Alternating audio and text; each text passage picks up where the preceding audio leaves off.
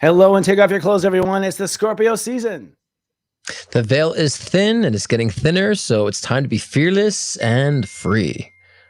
Ball. I don't just talk stuff and repeat stuff. I'm living this stuff. And you can thank me for covering your astro.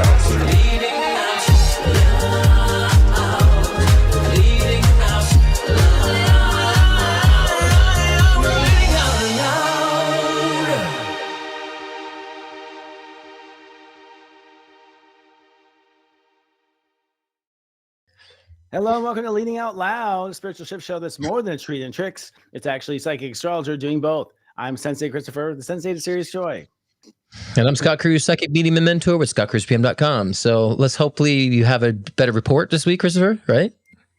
A better report. Well, yes, I'm doing better. I mean, I've gotten some sleep. It's been a transition time. I mean, this is the anti-birthday time for Tauruses. You know, it's our Scorpio time. And so, that Libra was tough. Libra was tough in the sense that it was really sensitive and people were oversteering all the time and going off the cliff a lot of times, off the rails. Felt like it was all going off the rails. For Tauruses, like we're so heavy.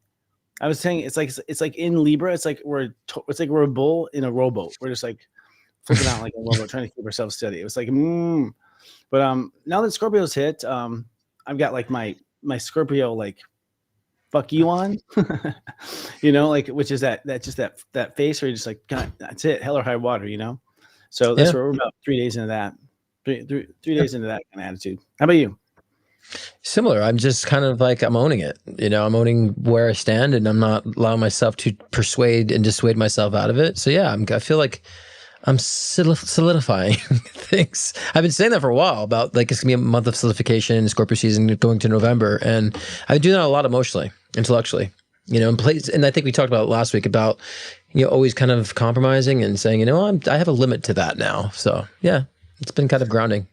Yeah, setting limits. I mean, that's what this is all about going forward. We're in Scorpio and people don't realize, we've got a whole state of awareness, an entire race of humans that just manages boundaries called Scorpios. Yeah. And that's how much that's how much you have to like do to have separation, the illusion of separation on the planet. And we are learning how to like separate our godliness into little piles and little pieces and little filaments. And that's what boundaries are for. And it's so funny if you don't make that little distinction, just that one little distinction, it can turn out to be a mess. Like if you're putting in an AI, one comma missing and the whole thing goes apart. So, yeah. But right now, the boundaries we're changing now, though, buddy, are like huge. Like, I think people are reversing entire lifetimes. Like, for instance, I'm no longer going to be nice. That's what I decided. I know I'm kidding. But one of the things I learned was I'm just too generous, way too generous. And I get it now. I mean, I've always seen it, but that was a nice thing. But now I'm like, now I'm just cutting it off. I'm no longer going to be generous. As I had been, just because it hasn't worked out in any fashion whatsoever, and for me in those investments, I don't know, maybe it's my arrogance investing in that, or, I don't know what I was doing, certainly not Daddy Warbucks, I'll tell you that. But so that's like a long-term boundary. I'm like, that's it, charity's closed and that's it after, so many years. So did you have anything like that? Like a major line close or open? Yeah. I mean, the compromising aspect, and I realized that there are people in my life that deserve more compromise, people that deserve less compromise. And so it's not that I stopped doing it. It's more kind of refining where and when I'm going to, you know what I'm saying? And, and there's people that deserve it and worth it and people that are not of that. So yeah, I just been refining a lot of that. And it's been kind of like revealing a lot of, I would say, decisions I've made in the past that maybe were not the best, for myself and for other people too. And, I don't blame past relationships, never do. I always feel like I was also the participant in those relationships, but just understanding how it's elevated now. And, I never really took things personally with relationships. I feel like I enjoy the connections for what they are, even if they're not like long-term and I think now I'm starting to be less of compromising with that and saying I do kind of need more requirements in my relationships, and friendships and don't spread myself too thin on that. So yeah, it's nothing like heavy. It's just refinement, it's a refinement. Yeah, well, I'm not good at Scorpio, so this is like the first time in some cases that I'm putting up the boundary, and it took the whole life to be at that level. That's okay, sure. I mean, I think the best thing to remember for everyone is like the response to yourself is what separates you from the old you and the new you is how you respond to yourself. So it's not what you do to the world. It's not that you put up the boundary. It's not that you told them. In fact, you don't need them at all. whoever they are and what it is, you don't need them at all. They're actually just they're just a mnemonic device to study from, honestly, to understand the idea of it and to label the idea under them. They're just a delivery of the idea to you.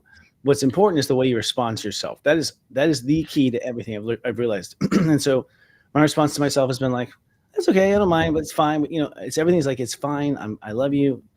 We're not gonna make our life petty going over these types of things, you know, just sort of like shoring up, you know, that this doesn't need to keep happening. Have you had enough? Yeah, I've had enough. And, you know, the two of us go wandering off, us being schizophrenic sensitive. Yeah, and I think it's like important that we don't look at it as far as like what they did. I like to look at things as saying like, where are they at and where am I at? Like, are we on the same wavelength? Are we aligned in that sense? And so I don't blame it. Like, so you can't blame a homeless person for being homeless if they're homeless. You can't blame a person who doesn't know good English if they don't know good English. So same thing with other people. If they're not matching where you're at, then it's not their fault. It's just you need to do better as far as matching. I think it's more of a matching game than, you know, attraction. It's like, are you matching with what you're wanting? And so I think if we look at it that way, we can't blame people because they were not on a similar wavelength as us, because they could blame us too. You know, it's not matching. It's control. Some people have to have control over other people, and it's like, I don't know why. I don't get it. I never liked remote control cars. I played those things as a kid. Like, really? It was like 5 seconds at Christmas and it's done. You know, like remote controlling shit to me is not interesting. You know, like, so you get off on like all you want. You want to control your wife or control your husband or control your, you know, and that's because you have no control in your life and you need something to control, right? There are people, you know. I mean, I've been under for some reason. I guess because I'm so independent. I don't know, but I have had, you know, ladies that just want to control me. It's just like, it doesn't matter what I pick. It's if I'm picking it, that's what's wrong. It's like, hello, why don't you get a job or something? You're like, you know, go find something you can control, you know, kind of thing, a nice thing. But that starts even with my family. It's a core thing in my family. So it's my issue. I know it's our issue, but it's kind of weird. But I think so. Yeah. Well, I'm just saying that's a perfect time for like in Scorpio season for that to be coming up out of you. If you like take it and like look at it and observe it, right? And so I think, you know, this could be your final chapter with it, Christopher. This could be your final chapter now with it. Now that you're, you know, seeing it during this time, and you know, it's tough. It's tough being a giver and having that problem. It's tough being someone who wants to make a difference and having that problem. That could be very tough to evolve from, because then we feel like we're abandoning, or we feel like we're, you know, dropping people. And you know, it's tough when you have an empathetic nature of making those distinctions, because then we feel like, am I really abandoning someone? Am I really being too harsh? You know, so it could be difficult. It is. It's hard to tell. And a lot of times people around me anyways, like milk it in so many different ways on top of it.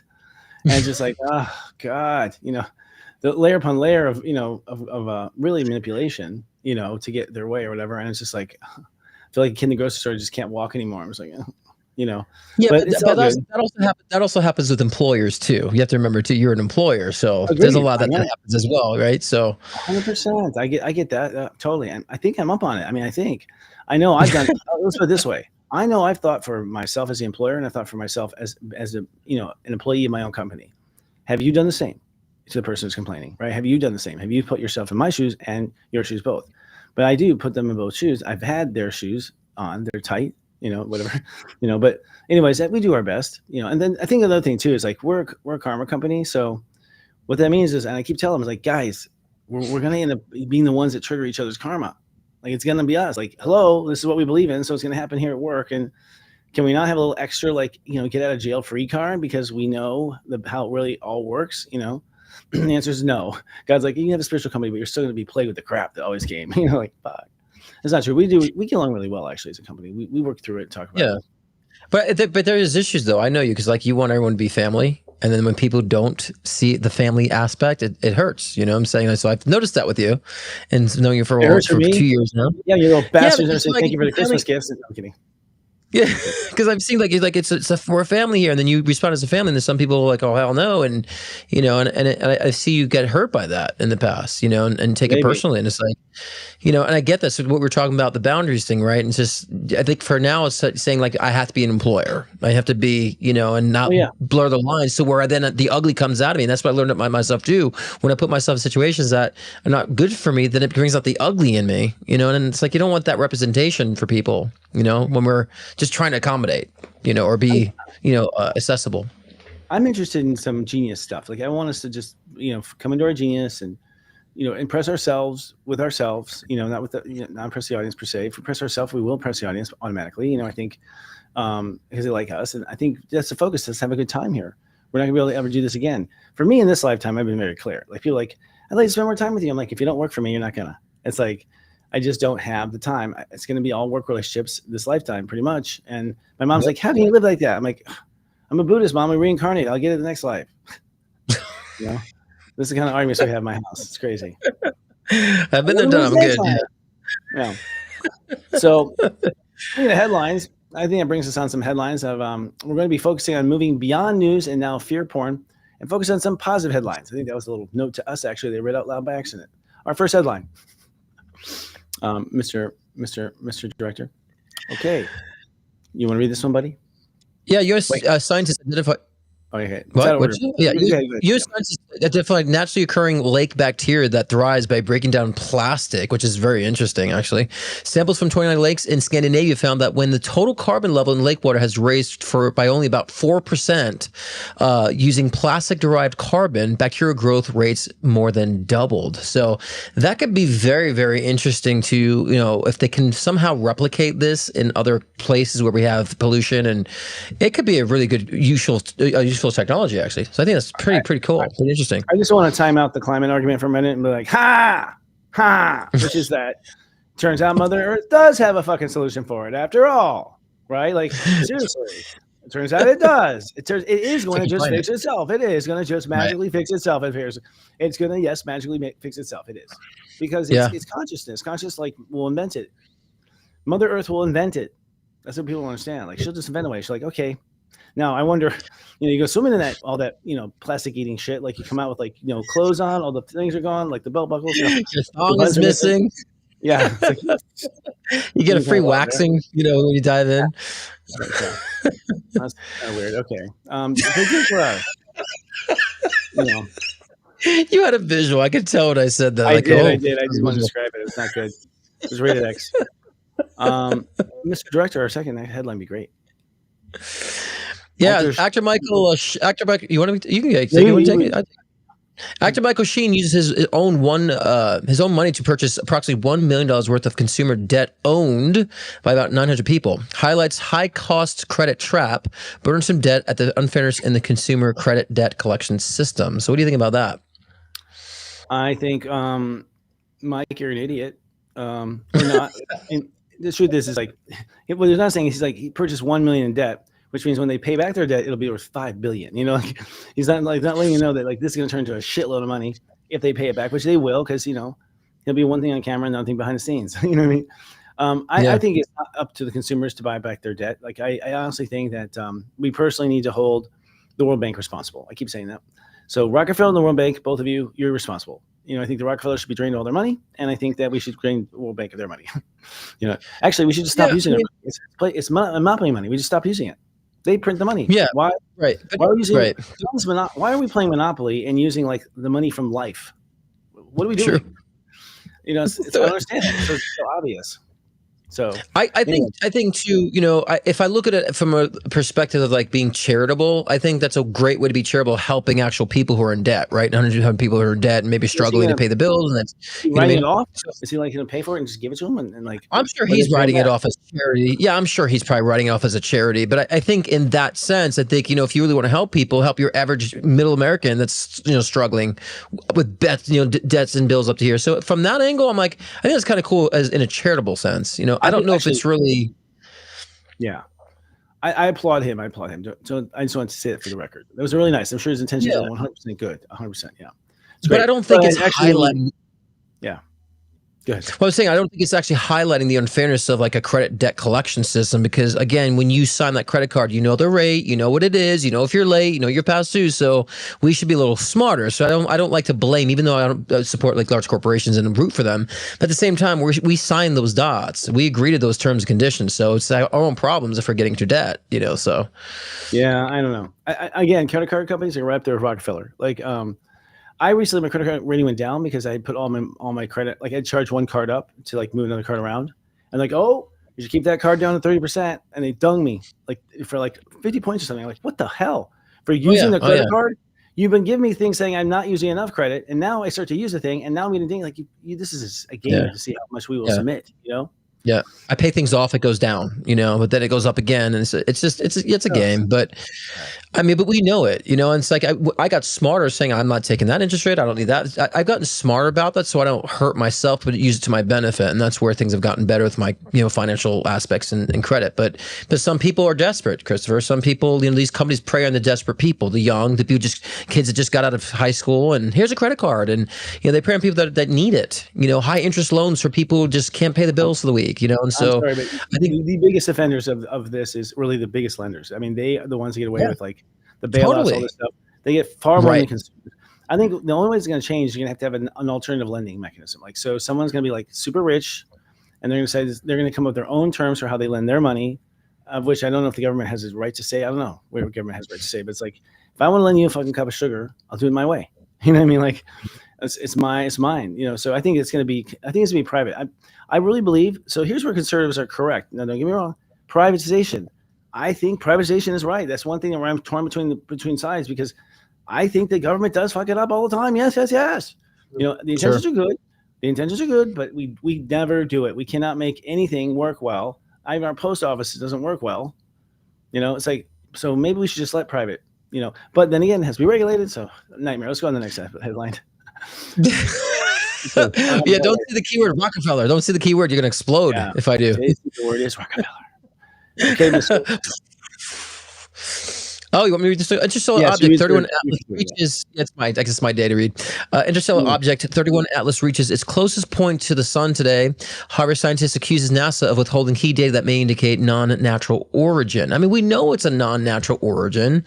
We know it's from another galaxy or from another universe, so to speak. We know this, but the answers I want to know is, what is it doing, and if it's coming here, where is it going to go, and is there danger involved? And so, I guess I understand the fact that they may withhold data, but I think there's also withholding of data because they don't know what the fuck it is either and where it's going. They can't really put anything out there. But for me, like I said before, it always felt like a piece of a spacecraft for me. Me too. I've said the same. I think it's garbage in space, and I think also I'm adding on this. I think we've discovered that there are rivers in space, like rivers. I think it's in some sort of like cosmic river. Oh, like totally. Yeah, 100%. And I think that, just got lost, and it may have technology on it. I never felt psychically it was like Julie trying to monitor us that way, because I think it would have left by now that we've captured it. So, but yeah, I think it's funny how much attention it's getting to, but it's also kind of cool as well at the same time. I think it's getting attention because it's all been highlighted by the whoever's to keep putting it in the news. And it's just us being like, programmed to, be worried about alien garbage now. It's like, so, it's going to be the next big thing after climate change. It's going to be garbage in space. We got to really quick litter in our space. We're doing that. We got to clean up the space. Actually, it is going to be that way. We found some alien shoes. Well, maybe somewhere in their universe they found some bacteria that cleanses out that bacteria from their universe, and that was coming to us, just like we have that bacteria in the water. Maybe we're somehow mirroring each other in different ways. And we're just getting that garbage now from their universe. Yes, I think politicians are our bacteria. Just kidding. So that's they're eating it up. Yeah, they're eating up all this other shit. All right, I think it's our time for our commercial. First one, huh?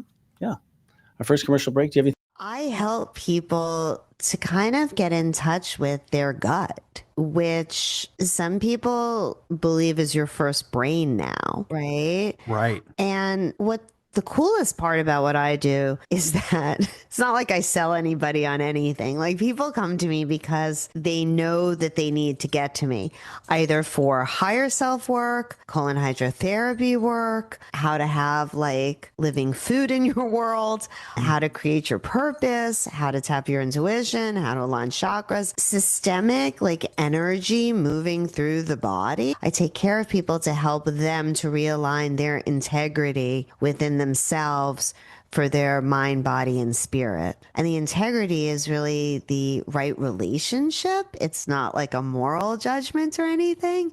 It's just right relationship. And I feel like a lot of people in this world know that they're not in right relationship and aren't always sure how to get back into it. Are you looking for inspiration to grow your conscious business? Seers Joy's Board of Light is a sacred alliance of lightworkers, visionaries, and spiritual leaders dedicated to awakening conscious leadership.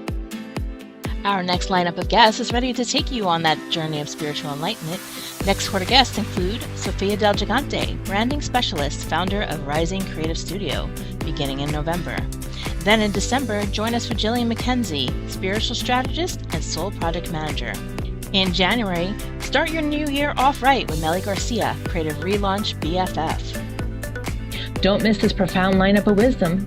Join now for only $250 per year and be a part of the enlightened professional re-evolution. What are you waiting for? You started your business for freedom, but somewhere along the way, it turned into chaos. You're trying to fit your unique vision into someone else's blueprint, and it's leaving you feeling overwhelmed and second-guessing your every move. That's exactly why we created From Chaos to Clarity, your 12-week live business intensive. We give you the courage to claim your voice, the clarity to build your unique framework, and the conviction to lead your business your way. You'll get live power hours to hone your strategy and weekly accountability sprints to make sure the work actually gets done. Stop following, start building. You don't need to do it all alone. Clarity is closer than you think. That's so fascinating. I love seeing our commercials grow. These are all from our own community, guys, these commercials. And I'm proud of them. I know some of them kind of feel like, you know, they did as a kid.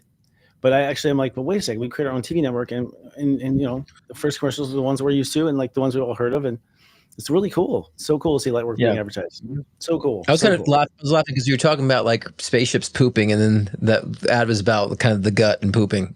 So I thought that was kind of very in sync.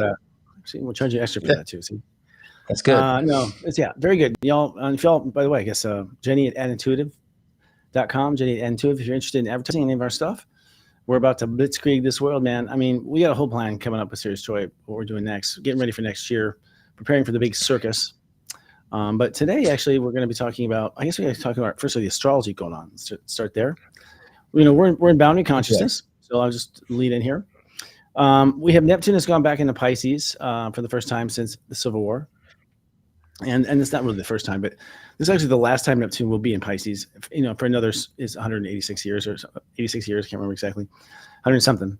I never memorized the numbers for some reason, but nonetheless, it was really slavery was last time we had this issue where God sort of threw in the moral code of Neptune, which is the ruler of Pisces.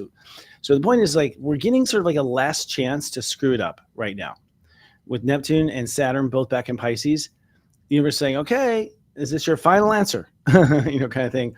And so we'll be answering that until they go direct, at which point it's just blast off time. Everything's going to run on those kind of principles. Another thing that we had happen is we have Mercury has gone into Sagittarius. So I think that's going to make things a lot easier on our mind because our mind's going to be a lot more optimistic now. And Mercury's in Scorpio. I mean, I'm such an asshole. Like, inside myself. I'm just such an asshole. That's how I see myself. Yeah, you know, to you know, to Scott too. And we have Mars entering Sagittarius too. So I think what we're going to see, just to put it in a nutshell, it's Scorpio season. So people are drawing lines, right? And people are drawing lines with me. I'm like, okay, great. I'm glad there's lines. I'm glad. But now with Mars and Mercury and Sag, you can probably get a lot of argument. Whereas before, we didn't get argument in the beginning because Mercury was in Scorpio and the minds were like, if that's where he draws a line, that's where he draws a line. But then when Mercury's in Sag, it's like, well, what is a line anyways? You know, like you start going down that path. Like, oh. Yeah. So I think we're going to sort of be floating and but it feels like something major happens right after Thanksgiving. That's not because of the holidays, just because of where I feel it. That's all I can say for now, you know? Yeah, no, I agree with that. Yeah. Yeah, I mean, and I've been saying, you know, of course, Scorpio season going to November is like solidification, crystallization, solidifying who you are, what you want, all that stuff, and bring it to reality. So, and I would say this week's theme would be is like pack it up. Like think about when we move, we are packing things up, but we also kind of, when we're moving, we discard things we no longer need, and we realize, I've been carrying this freaking thing for this so many years. Why? Can I just release that attachment? And so we need to be doing that intellectually too, and start saying, like, packing up our mind, saying, this is where I'm moving to. I don't need this extra clutter I've been holding on to for so long. So now's the time to really decipher that. So yes, it goes in correlation to what Christopher you were saying about setting those boundaries, but it's also like deciphering those fragmented pieces that just don't no longer belong. Why are we carrying this? And so when we do this, that was where we can really, as we walk into November, really solidify where we're at and the perspectives that we are in. And that's when we're so certain, so clear when things really crystallize around us, what we call manifestation. But the crystallization is happening because you're able to perceive it now. You're able to realize visualize it now. It's not flying by you, or you're just not paying attention any longer. You're crystal clear and how you're perceiving things, which then, of course, brings a crystallization. So, and so it's time for us to think about that now. Think of it like you're packing and moving, and what are you packing with you when it comes to your intellectual thoughts, your beliefs, your focuses, and what your importances are, relationships, all that great stuff, and what's ready to, I don't want to say put it in the trash, but leave behind. And maybe give to somebody else who finds, someone's trash their treasure. In a sense. I'm certainly going to pack my crystals like that. Pack those. Pack those crystals up, yeah. I agree. Well, I think we are moving up. The Earth is moving on up. I mean, I'm feeling it. You cannot not. We are being pulled to a higher vibration, and that means that the lower vibration feels worse. Gets icky, starts feeling sick, left behind. But I am in a lot of elation because I think I'm starting to feel like, at least as of the last couple of days, like, wait a second. For one, here's what I'm going to throw out there. I want to ask you this. I had this come up before, and I don't think I was correct about the winds, but I feel this huge love wave coming. I feel a huge wave of love. I kind of feel like it's a bunch of people finding their soulmates at the same time, because that's what I've been seeing, reading after reading after reading after reading, that the person had put off their soulmate until the end of the life, until the good. Like, everyone had waited on their dessert and did not eat their dessert till the end. And like, I can tell you the percentage of my clients where that was the case, myself included.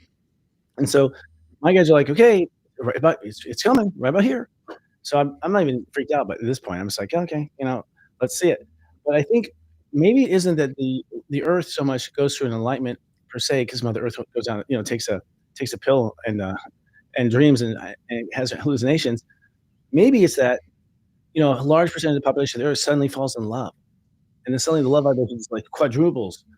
And it's because people are all gaga, feeding each other chocolate kisses left and right and stuff like that.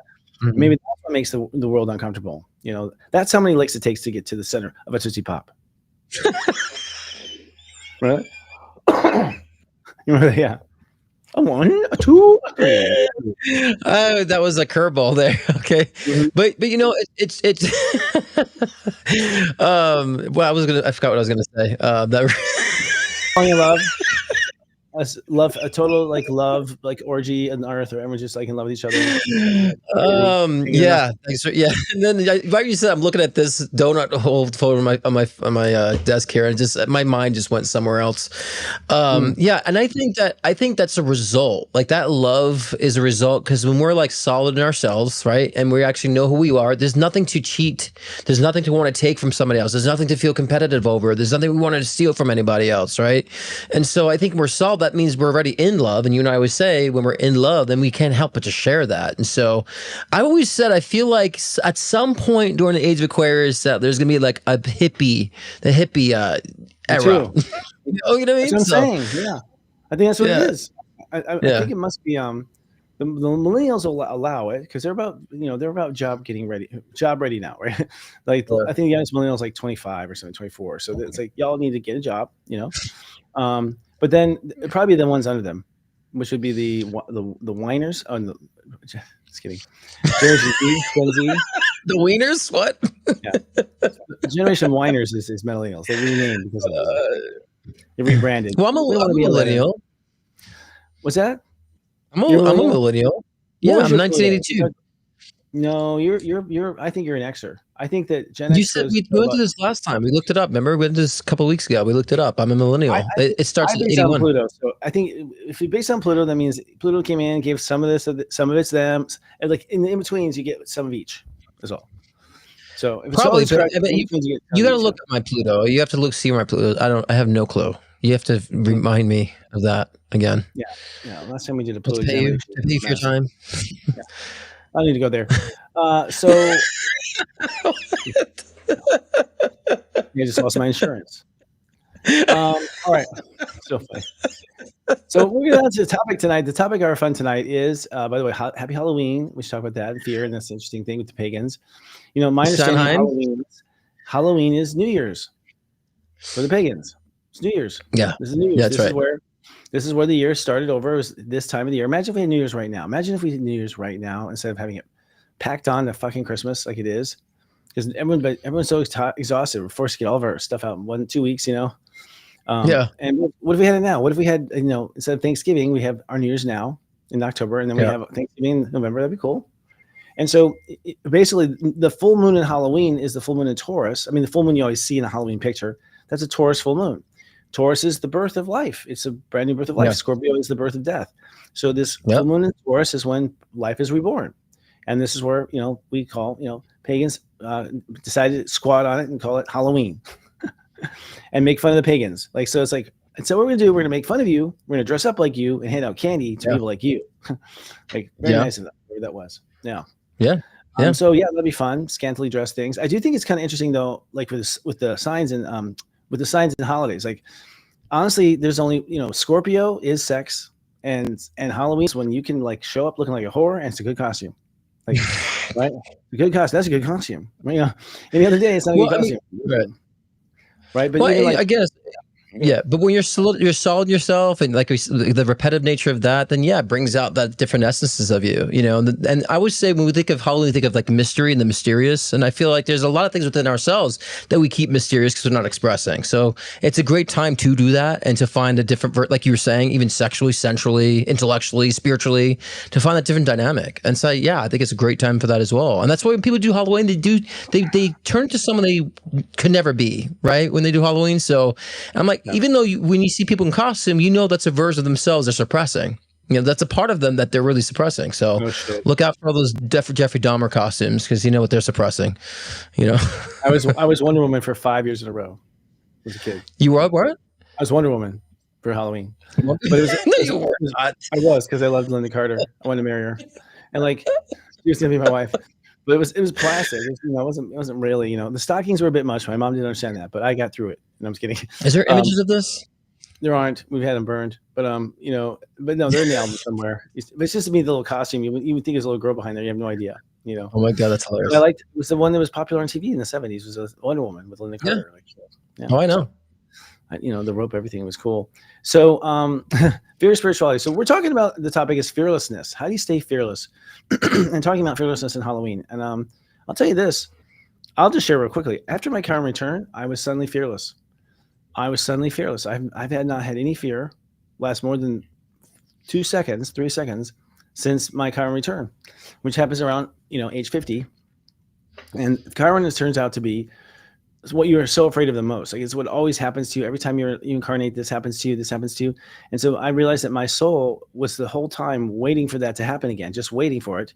And all my time was wasted, and all my worries were stupid. It was all me the whole time, worried that I wouldn't be able to get rid of it. And all I did was get to the point of return, and I got rid of it. It was like, and when I got rid of it, I realized how just it was created by me. That was my biggest takeaway. Like, this is all me. There's not one piece of evidence that there's some universal, magic that's trying to strike this across or strikes upon me.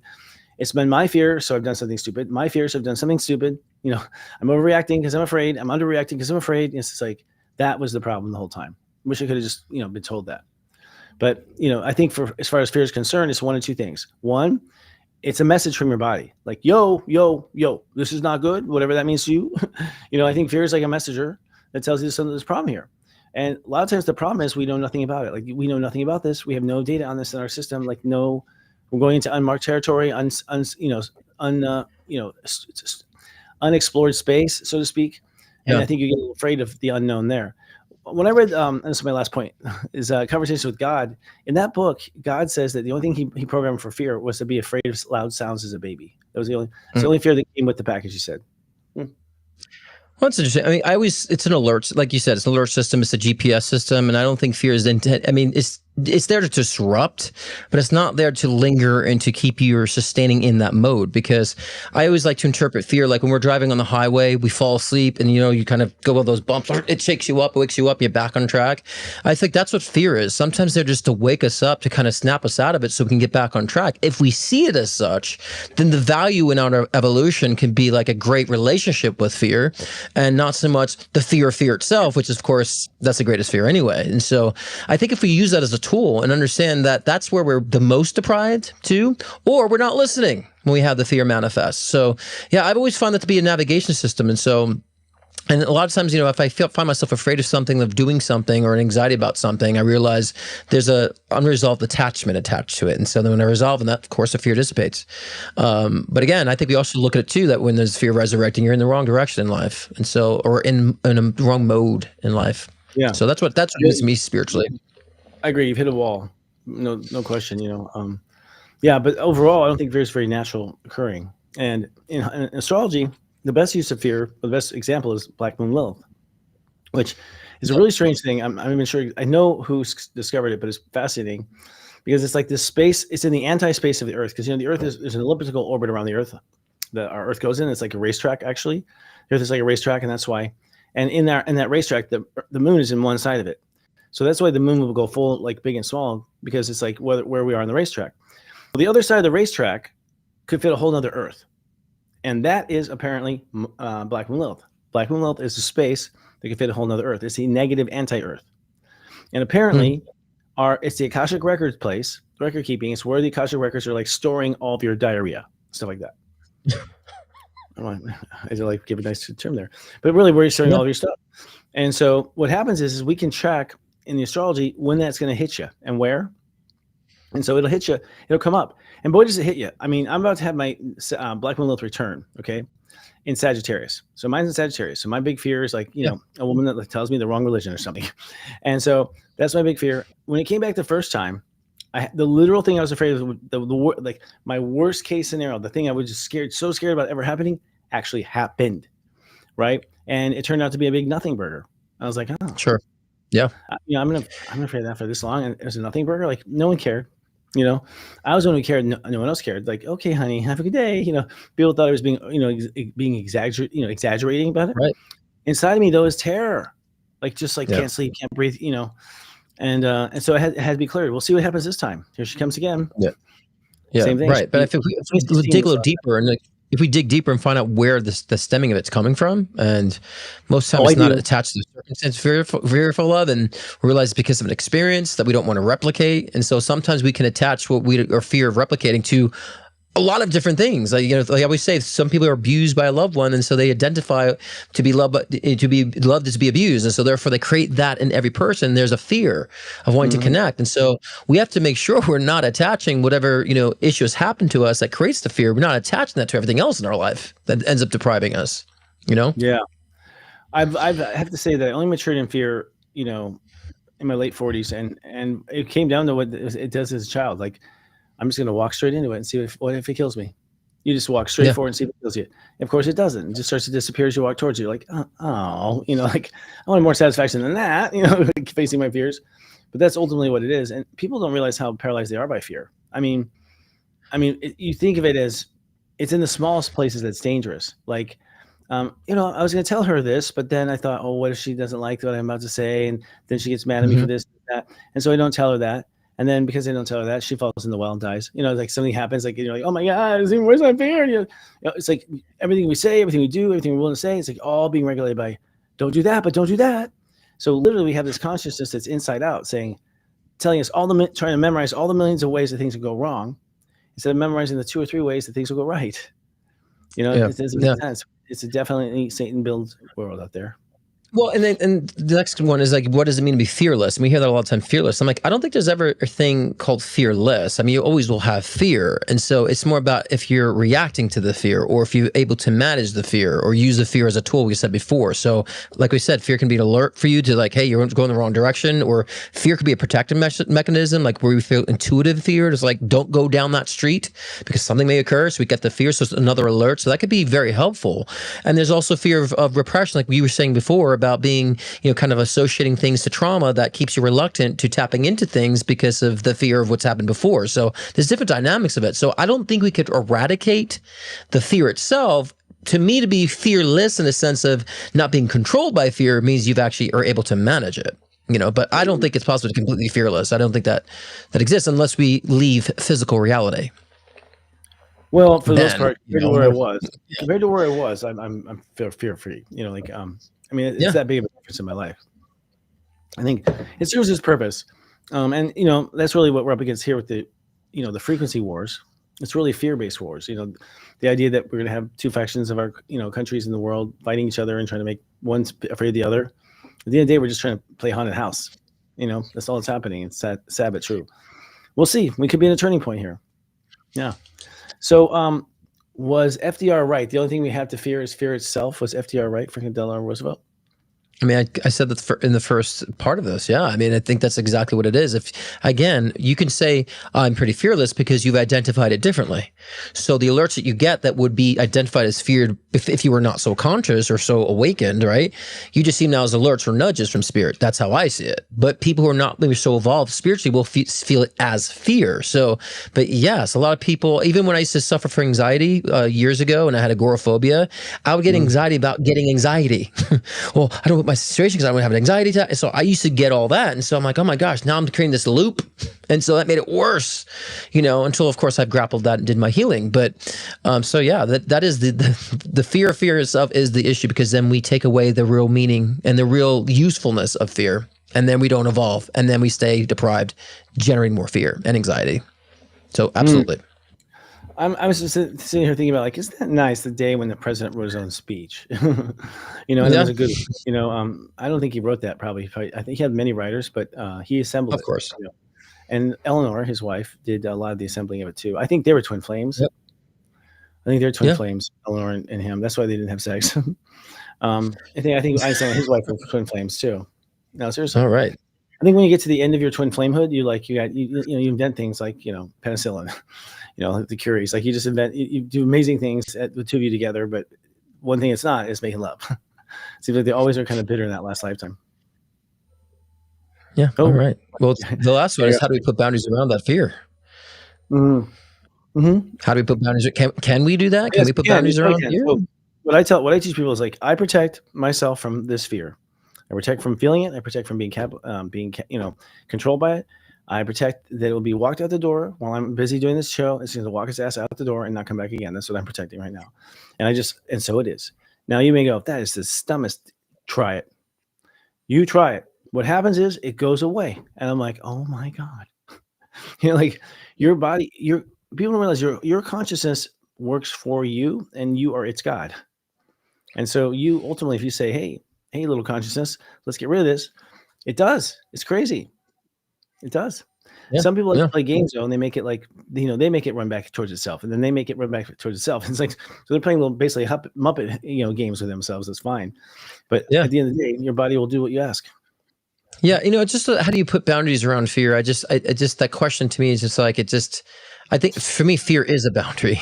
When you cross a boundary, fear will erupt because it'll alert, and so I just think that, again, like, if we place better boundaries, I think the less fear we'll have. If we know our threshold, the less fear we'll have or experience in a negative sense. And the more we evolve, we become more in tune and use Scorpio season to solidify who we are, then yes, I think that we'll set the boundaries, we'll experience less fear. And then as we broaden our boundaries, then we'll understand that fear is more alert and we refine ourselves. So I think boundaries is what eliminates and actually helps prevent us from having the unnecessary fear. But I think a little fear is good. We need a little bit, we need a little bit of that kind of breaking the mold. We need a little bit of, like, encouragement and reaching for more. And I think fear helps with that, because if I, again, like, if, for example, when I used to be afraid of going on stage when I was younger, and I would just get fear about that, even though I loved it. And so, if I listened to fear, I'd stop it. But it allowed me to say, well, if I fear this, I need to master being comfortable with it. And so I focused on being comfortable and, like, marrying myself with the idea of such. And then it just became a natural for me. The fear has gone away. So it encouraged me.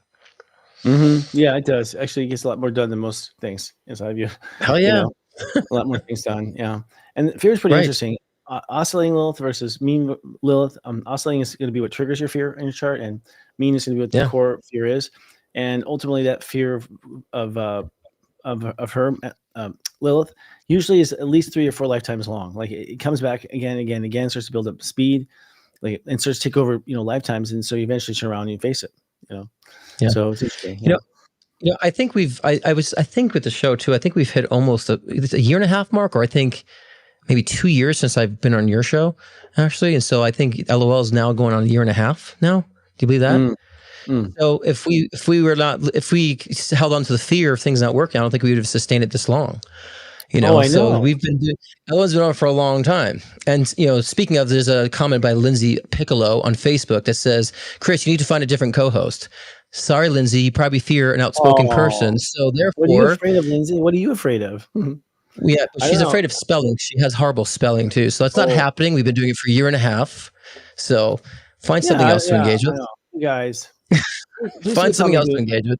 Well, I love I love everyone who watches, but I don't tell you who for you should hang out with. Like I don't go to your house, like you're hanging out with this person, like, to me, to put anyone down at all is just, to me, low light, Well, if people What's want the to broadcast a comment, let's broadcast it. So I love broadcasting that. Let's broadcast that comment and the name. So, and the horrible Comment's good. spelling dictation. So, Listen, but anyway, I'm speaking of, afraid you took that person. Go ahead. but speaking of LOL, right at the beginning of such, tomorrow night on my live show, Devin Dorr will be on. We'll be doing actually tag team readings tomorrow, and also doing the 2026 forecast for all signs. So that's tomorrow at 6 p.m. Pacific. What's that? You're getting that out early. I'm curious. We have to watch. We want something with a better shelf life too. So it's almost at the end of the year, so it'll be good shelf life. But yeah, tomorrow at 6 p.m. Pacific time, 9 p.m. Eastern time. Of course, I do my live shows every Thursday, and we will be doing also one-on-one readings as well as a collective. So join us tomorrow. It's gonna be gravy. Yeah, we're moving it around. I think we're giving up Friday night. Scott Cruz is popularly known for his life-changing one-on-one readings to also guide in your soul ascension journey. With life readings, get insight into your relationships, career, health, trauma healings, past life regressions, and more. Want to connect with a loved one who's transitioned? Scott's mediumship session can be the gateway to you and your loved ones in spirit, bridging the gap between the physical and the spiritual realm. If you want to enhance your own psychic ability, Scott's Intuition Builder session can help expand your psychic and mediumship abilities. So sign on to scottcruzpm.com to book your own personal session today.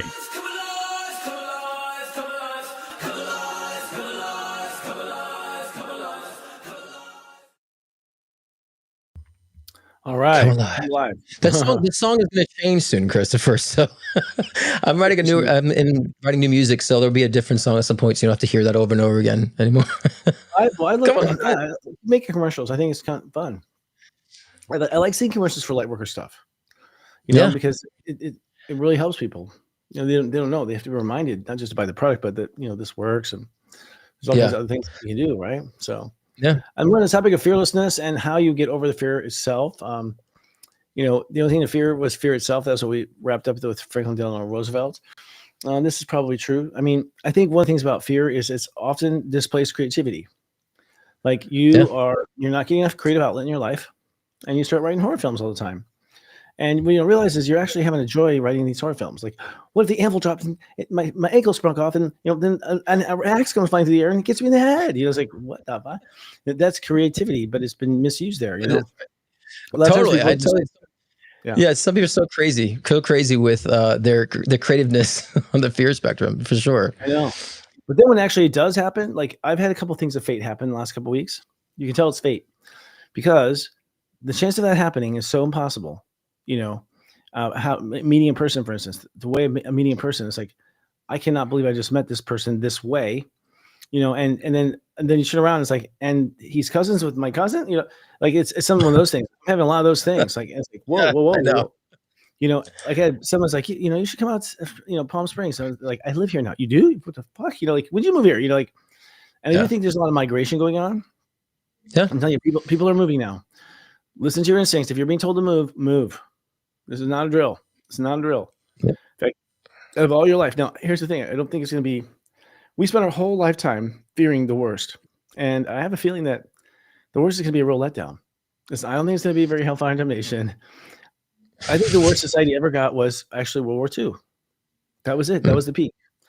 I remember when I was like 18, my guide said that to me. Like, the peak was World War II. It will never be that bad again, ever. I'm like, oh, I can live with that. Oh my gosh, that's funny. Thank you. Would you like to audition here? Come on up.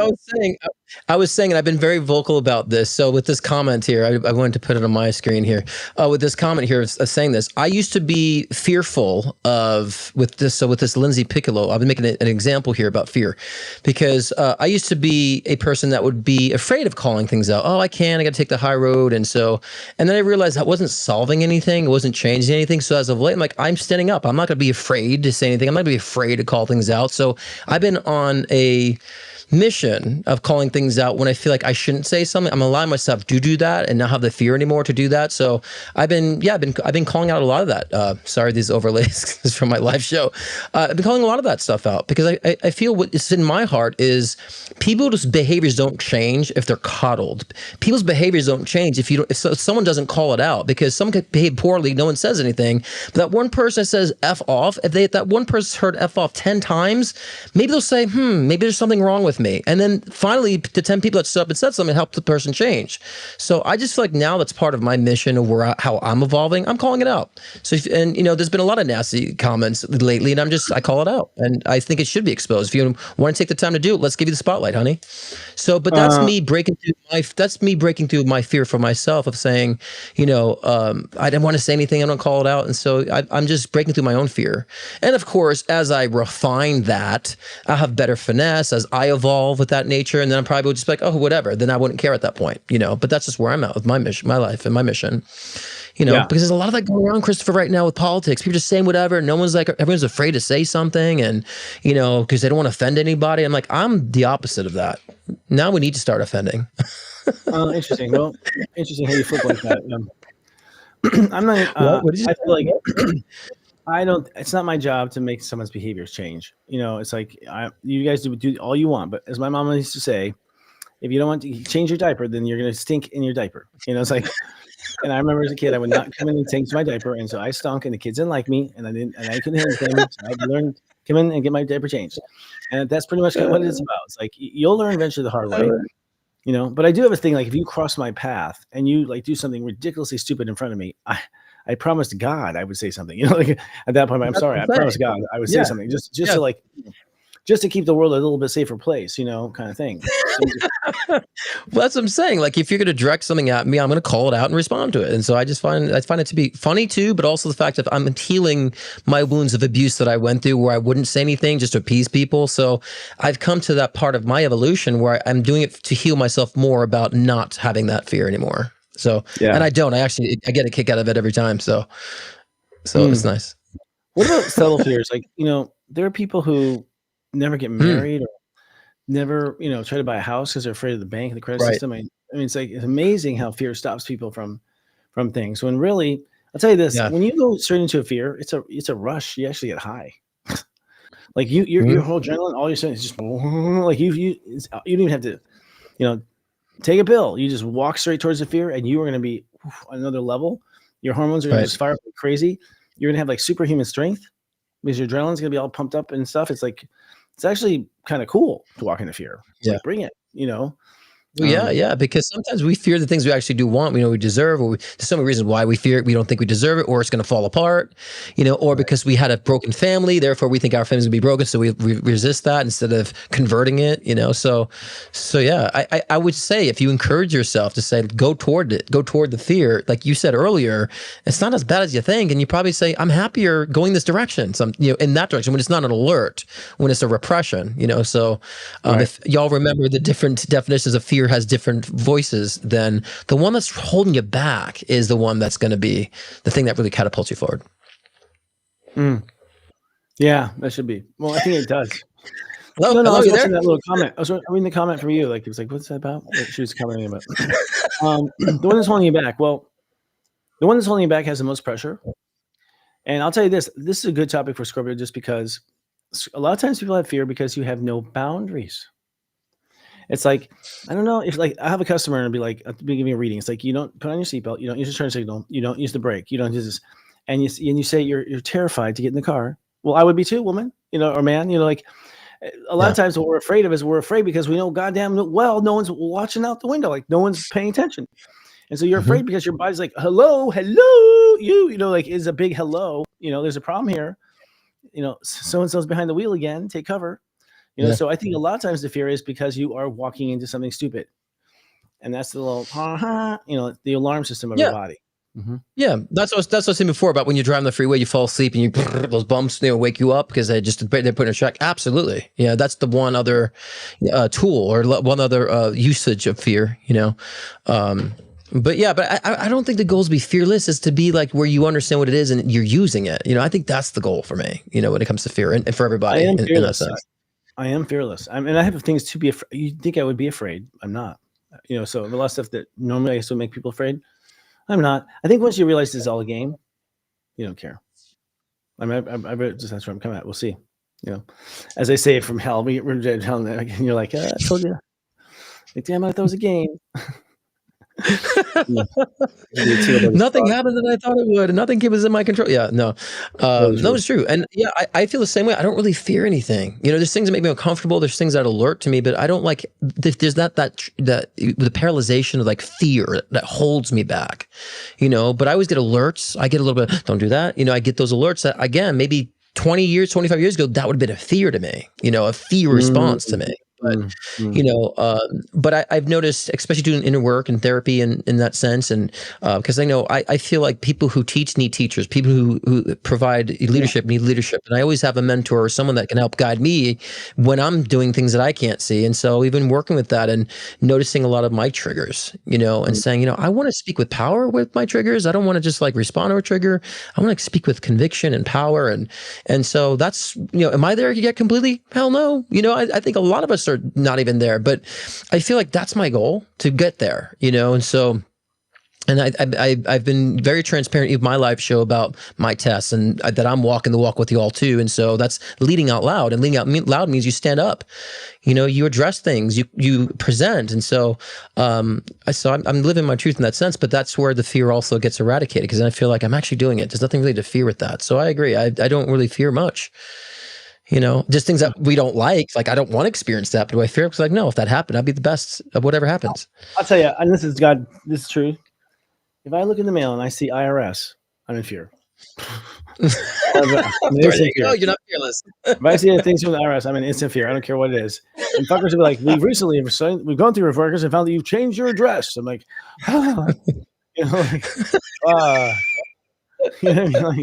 that's still, I still say, no. We're getting rid of that IRS. We're getting rid of that. We don't want that anymore. It's done. So it's great. Yeah, I know. It's my belief is so tormented. I'm so unethical that you have to pay when you work, but then I understand you got to pay for a system, but then we pay. I'm just my wires are crossed on the whole income tax thing. It's bad. So, it's horrible. Life should never be taxed. Life should not be taxed. Or to participate, to work, you shouldn't have to pay to support yourself. I'm basically paying to feed myself. So being feeding tax people. Yeah. Well, that's because it's Rockefeller. But we'll talk about him. There it is. You're about to combust in 3, 2, 1. We need a graphic so when we do that, the Morgan kid make it happen. We'll have to have Rockefeller, a dog right now. He turns into Rockefeller. These are things you can just put in the truck right now. So funny stuff. Yeah, I'm having fun with Grok too. By the way, I think guys play with this AI. It's really kind of interesting because you get used to having a brain compute for you, and it really is. I'm seeing myself. Gallop now. I can gallop down avenues of thought and consideration. Because I have this research assistant that is kind of fun. It's really pretty amazing to kind of explore it, because I feel what I realized is I was showing the video things to one of my clients today, and she was saying, oh my God, she said the same thing. You don't even have to storyboard for film anymore, because it will literally storyboard for you. But we're at a point now where the only thing that's going to be left, because everyone's going to have the same tools and the same drawing ability, it's going to come down to actual creativity. Yeah, absolutely. It's going to come down to actual creativity. If you're not you either are creative or you're not, and creativity is going to be. So it's interesting. AI is going to make creativity the most probably, competitive, if you want to use the word, competitive intellectual, ability. And that's what I was talking to my mom about too the other day. Cause I'm just I found that even just playing with Grok and all that stuff, I'm I'm able to get this crap that's in my head and actually put it to life when I couldn't really do that before. So in a certain way with the videos and so, and I love that. And so, it's not, and I think that AI is going to help with execution, like you were saying. So we'll be creative, but it's it'll help with the execution. We just get it done and give life to it. And so I think there's a lot of positive things with that. And I think also with things being so heavily AI, people think, oh, it's going to take away the human creativity. No, people will start craving human creativity a lot more too. And I think that would be something that'd be more valuable in the long run. So it's inspired mine because it'll do all the work. I'm like, oh great, I can erase. Don't do this way. Oh, erase. Don't do this way. So it's like I can run through creative ideas a mile a minute now. They're even faster and deeper, and even do an analysis of cost and how much profit would it make given the audience. Like all that's one prompt. One thing though I will never use AI for is my music. I just can't. I enjoy doing every aspect. I love the process. I love the process of singing, writing. So I would never. I mean, say never, but I'm gonna have to brand my new music as SI, Soul Intelligence, because I know people are like, is that AI? I'm like, no, I'm gonna brand all my music with Soul Intelligence, SI, to make sure people understand. No, this is all me. That's funny. We're gonna do ours with Divine Intelligence, DI. Oh, that's cool too. We're in sync. Divine Intelligence, yeah, totally. Yeah, nice. I think Divine Intelligence is more intelligent. I mean, the truth is like all AI really is like something that spied on you forever and come to conclusions based on patterns. Yeah. Right? And so as soon as the human race changes, it's dumb again. I mean, it's going to keep up, but pretty much it's it's no longer intelligence. It's old intelligence, but it's still fascinating to see this reflection of us right when Uranus is in Gemini. Last time we invented television. When Uranus and Gemini last time, we invented television, color television. What else do we do? And some for different radios, different frequencies of radios besides just walkie-talkie. So communication, Gemini. Happened. Now it's like wow, quantum communication. It's just incredible. Incredible. Yeah. Is that it for our time? Yeah. Well, I'll be darned. Folks, I'm going to say we've got a couple of things coming out here with Serious Joy. One is it's not too late to start the 40 Days of Truth and Purpose. Now, this actually, I get started this weekend. Just do it right now. You just basically listen to a tape that I play in our system. It talks to you about your chart. It says, hey, go look at this in your chart. Use this decipher code, this special decoder ring to figure out what it means. And then I ask you a question like about your childhood, like a psychiatrist. And you answer the question. And in 40 days, you will know your purpose. You will know your purpose in 40 days because I just designed it so it just does like this. And because it's during Scorpio, you can't lie to yourself. Yeah. So it turns denial off. You cannot lie in Scorpio. You always know that you're lying when you're lying, Scorpio. So it's a perfect time to have the class. And it's a perfect class for now because most people don't know what their purpose is. I'm surprised, Scott. A lot of people come to me about their purpose. I'm like, I thought we went over this. But they're like, no, now it's changed. And it's true because we're changing jobs. Like, so even people who had a purpose are getting a new one now, and then the other thing is I have a seminar coming up that people need to know called the New World Order. There it is. And we'll be doing, I'll actually put tickets out this weekend for sale and whatnot. But this is like, I'm going to lay out, this is the first time I've ever done this. I'm going to lay out my opinion and my analysis both of what I feel the future is going to be like. So I'm going to be a daring person here. I'm going to dare to say what the future is going to be and what I see from this point on. And we'll see if I'm right over the years or not, but it gets the juices flowing. It's going to be a phenomenal lecture, about 90 minutes. And then if you want to do a workshop, you can add on a workshop. And in the workshop, I'll walk you through your chart and you can kind of map out the key dates of your purpose, like what purpose, when, why, where, right? So give you a little bit of understanding of yourself because your whole self is in that chart somewhere. I'll tell you that right now. So that is at newworldorder.xyz, newworldorder.xyz. Hope to see you there. Great. Sounds good. Yeah. And just remind you guys, tomorrow my live show, we with Devin Dewar tomorrow doing all our 12 signs for 2026. A little head start on that. And also live one-on-one readings we'll be doing collectively too, as I do every Thursday on my live show at 6 p.m. Pacific time, 9 p.m. Eastern time. And hate to break it to you, Lindsay Piccolo, but I will be here next week, Christopher, and the week after that, and the week after that. So if you don't like it, don't tune in. But I'll be here, and we'll be here. he's loyal like herpes, I'll tell you. He's herpes. Just keep coming back. Christopher's here all night, guys.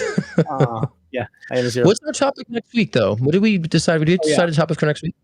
We had to announce it, and then we'll cut out because I think we're at an hour here. Where is our crypto mala? Talk about boundaries. It's bound under. Oh, here it is.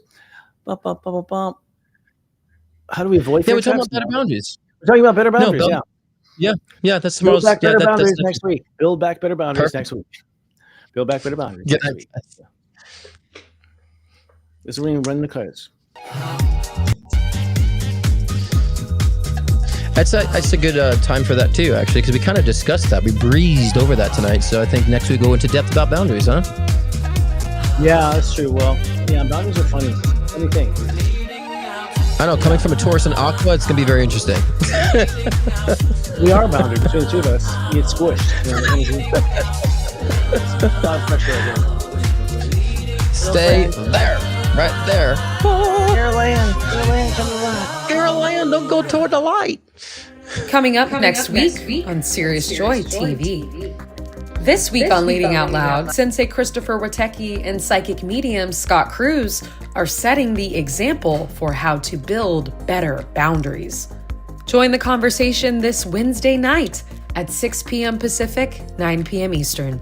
Then join us for Astro Mingle on Friday night, featuring special guest Karen A. Anderson, a pet loss specialist, #1 best-selling author, and coach. The best in enlightened entertainment, only on Sirius.